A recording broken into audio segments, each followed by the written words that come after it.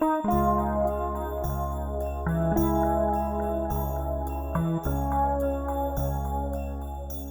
história da arte, a gente sempre se apoiou na documentação de imagem. Quando a gente tinha disponível filme, a gente tinha uma coisa muito distante da gente, que era o processamento dos materiais, né? Isso ficava a cargo de um laboratório que tivesse um ISO ou um padrão. E esse padrão, na verdade, a gente não... por mais que você pedisse o acompanhamento dele no dia a dia, né? Eram passados tiras de prova para zerar a banho, você tinha um limite específico de revelar um pouco a mais, revelar um pouco a menos, aumentar o contraste dos cromos ou diminuir.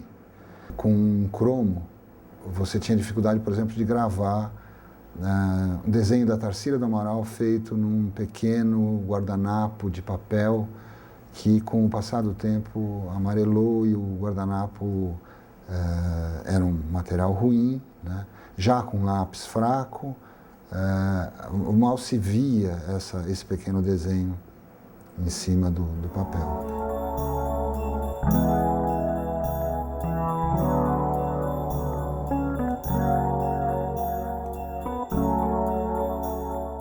Com a chegada do digital, mas o digital de alta performance, o digital de arquivo grande, foi introduzido um formato dentro da documentação, tanto de obra de arte como da fotografia, que a gente chamou de RAW, que é um negativo digital, né? Do ponto de vista da documentação, que é o que nos interessa, né, no trabalho do Itaú, é bom que isso seja claro, porque isso aproximou a possibilidade da gente ter uma documentação diferenciada.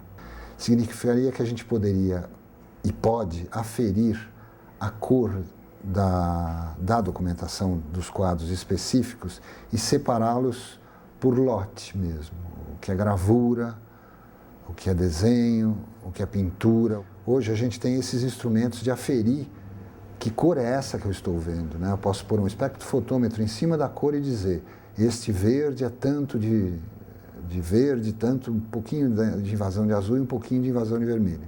Não é que a fotografia digital deu conta e conseguiu trazer uma coisa que não tinha registro. Ela aumentou o espaço de representação, ela é um outro espaço-cor. Espaço-cor é aquilo que o artista antigo chegava na loja de pintura e escolhia os pigmentos básicos para trabalhar, né? Ele podia chegar e virar e falar: me dê o tal do azul cobalto, me dê um ciano, me dê um branco, né? Ou um preto de tal natureza, né? Um amarelo. Ele escolhia essas cores. Esses espaços de representação aumentaram, o que não quer dizer que a gente resolveu as questões, porque eles continuam sendo não possíveis de serem transcritos, por exemplo, em papel, né?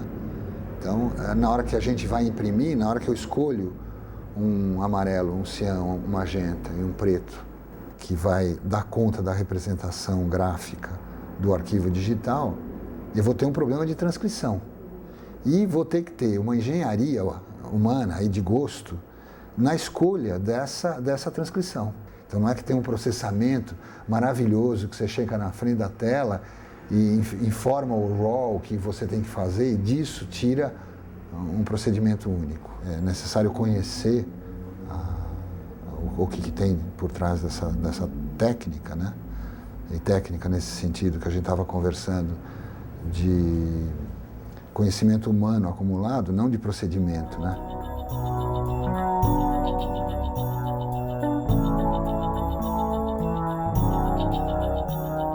A escultura, ela se realiza no movimento, né? Ao se desviar 10 milímetros, 10 centímetros, meio metro, tudo muda na escultura. A expressão muda, o olhar muda, né? Ela é feita de vários pontos de vista. Tanto é que assim, a gente documentou as esculturas pensando pelo menos em 5 básicas, que seria uma principal, que a gente acha que é a melhor, né? Que a gente tem que opinar, falar aqui é o ângulo mais bacana. A gente tentava fazer o que a gente chama de 3/4 de cada lado, né? E pelo menos um detalhe importante, um perfil, né? E aí a gente tentou fazer 2 critérios básicos. Primeiro, que a luz que banhasse a escultura fosse da mesma natureza, né? A gente tentou respeitar, mesmo que a gente usou luz para fazer, o ambiente que ela estava. Estava num jardim, estava numa área coberta, estava, às vezes, num corredor. E a gente não podia deixar o ruído do lado externo atrapalhar a leitura da escultura. Mas, ao mesmo tempo, não tirar, não suprimir ela do lugar que ela estava.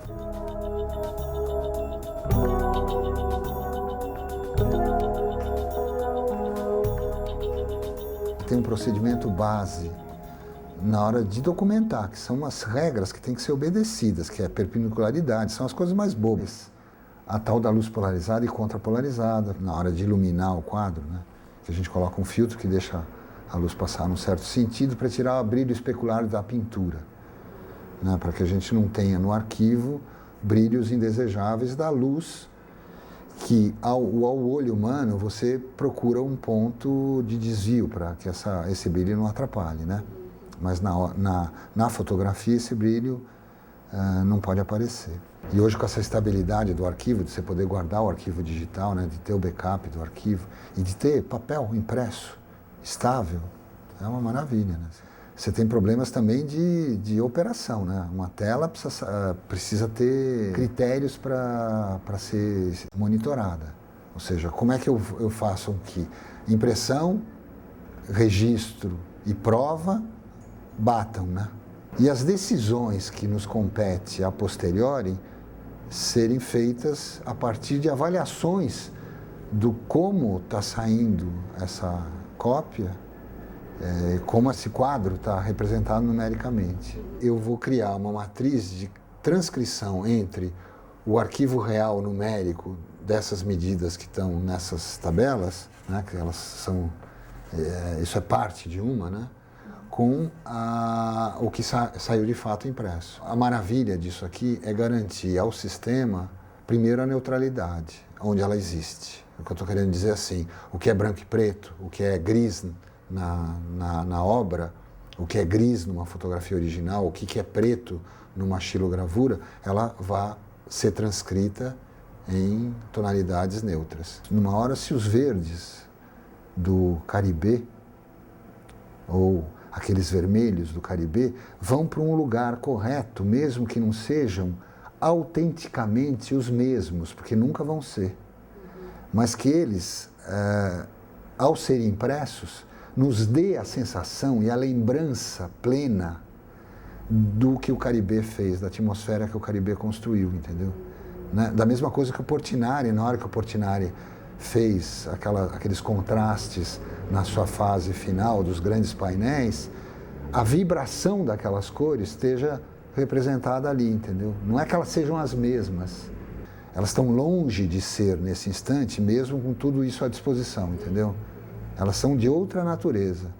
Só que eu posso fazer isso de uma maneira fiel, e isso é possível, né? Tem uma frase bonita que é o seguinte, é a diferença entre a verossimilhança e o verossímil, né? A verossimilhança quer copiar a realidade, ipsis literis, né?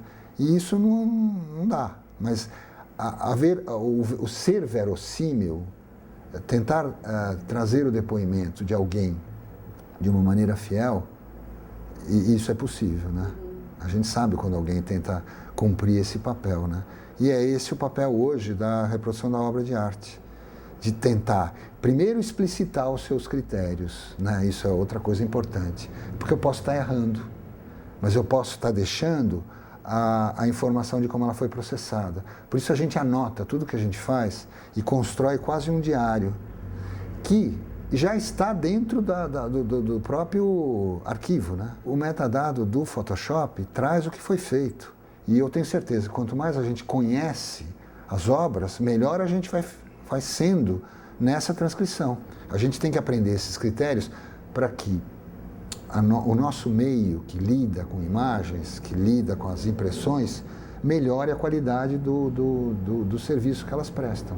E que a gente tenha livros que sejam os livros cults, né? Os livros que são livros referências, que são os livros que você folheia e fala, nossa, aqui dá para mostrar a pintura de tal autor, né?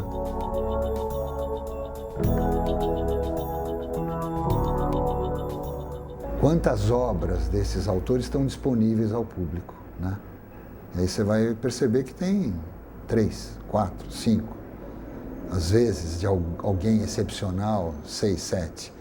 E alguns acervos particulares, às vezes, 50, não é? E eu acho que aí vem a contribuição do Itaú, porque ao fazer um livro como esse, né, ao nos revelar esse acervo que está sendo colecionado com critério, né, ao nos deixar tudo catalogado, a pesquisa aberta, né, para que outras pessoas possam cruzar informações, ele está prestando um serviço, que é o que tem que ser feito, né? Porque a gente, no fim, o fotógrafo, a instituição está a serviço de uma coisa maior, né? De uma coisa cultural, né?